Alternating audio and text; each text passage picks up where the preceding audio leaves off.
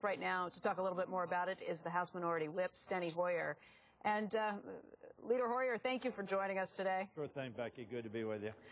Let's talk about what's happening with the budget back and forth at this point. We've got two competing plans. I know which plan you're in favor of, but why don't you tell us what you think might actually happen between these two? Well, frankly, first of all, we need to observe that what the budget really does is set a number for expenditures, and we did that some months ago. And agreed on a figure after long and tough negotiations, and frankly, the Republican budget abandoned that agreement. It welched on the deal, if you will. And they've offered a budget which is somewhat of a reprise of last year's. It savages Medicare, turns the guarantee into a higher cost, problematic benefit. We don't think that's what the American people want. Secondly, it makes, again, the tax disparities between our people even greater. It shifts resources from the middle class and poor to the wealthiest in America.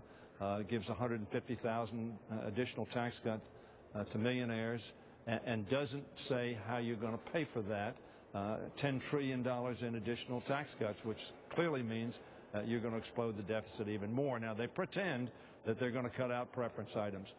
But they also, in that process, very severely undermine investments in our future, investments in education, investments in research, investments in growing jobs, investment in infrastructure, clearly with the result of diminishing the quality of our society in the long run, and don't get to balance. That's why some of the most conservative Republicans are opposed to their own budget, their Republican budget. So what we see in this budget process, unfortunately, is not real. It's not balanced. The package that we've offered is a balanced package. It mirrors to a large degree the president's balanced package that looks to cuts, looks to balance in terms of additional revenues. It does not deal with entitlements other than it maintains the guarantee, but clearly we're going to have to deal with entitlements in a bipartisan way and a long-term way along the lines of Bowles-Simpson. But I think what you're going to see today and tomorrow in the budget debate is a debate about a Republican proposal that nobody, including I can't believe any realistic Republicans, believe, even if they controlled the Congress, would become law. Because of the actions that it takes that do not balance the budget, are not balanced, savage the economy, undermine the middle class, and put seniors at great risk. Bottom line, this is more of a debate that's been waging and been raging back and forth for quite a while about whether you cut spending or whether you raise revenue to try and deal with some of the deficit problems. Well, Becky, let me say that you got to do both. Right. If there's an argument, if you're going to get from where we are now, and that is deficits that are unsustainable, a debt that's unsustainable over the long term, you're going to have to pursue a Bowles-Simpson, Domenici-Rivlin, Gang of Six, you name it what you will, balanced approach. You're not going to pretend that you're simply going to get there by cutting discretionary spending, which is a relatively small portion of the budget, about 15% of the budget.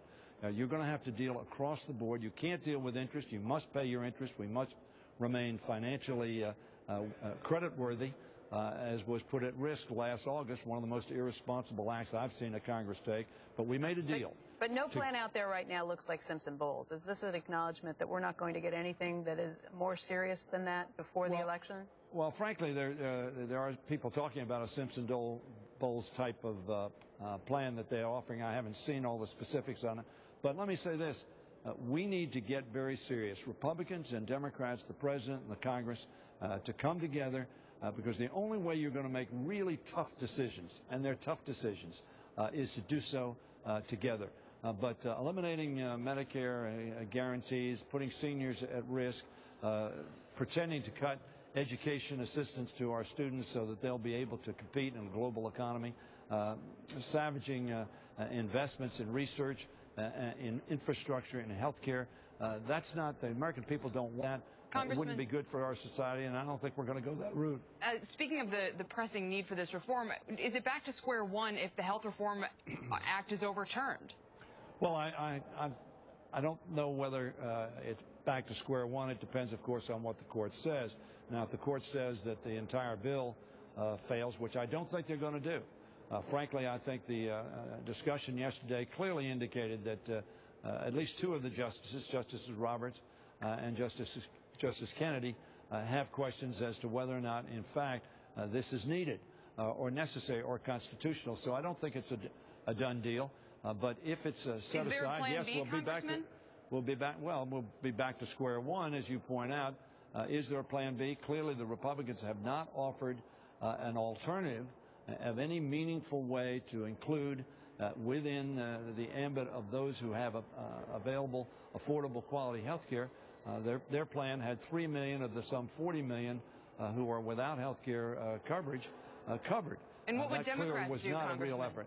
Well, we're going to have to go back and see how we can accomplish the objective of making sure that Americans have the availability of affordable health care. Many parts of this plan are very popular, as you know. Having insurance companies not able to preclude you from getting insurance because of a pre-existing condition, everybody that I've talked to thinks that's a good thing. Having the ability of young people to stay on their parents' policy until they get coverage themselves up to the age of 26, very popular policy. And bringing down the cost of seniors' prescription drugs, which has already been affected and will be phased out over the next 8 years, so they'll be more available to seniors. Very popular provision. So many of these parts of this bill are very popular with the public. The mandate clearly is controversial, but the mandate, as all of you know, was utilized and a conservative Republican idea in many respects, but it was utilized so that you spread the risk. The whole thing about insurance is spreading the risk. If you're going to bring health care costs down, you've got to spread the risk among a greater number. That's what the health care bill does. And frankly, if you don't do that, costs are going to escalate. Congressman Hoyer, thank you very much for your time this morning. Thank you very much. Coming up, Thomas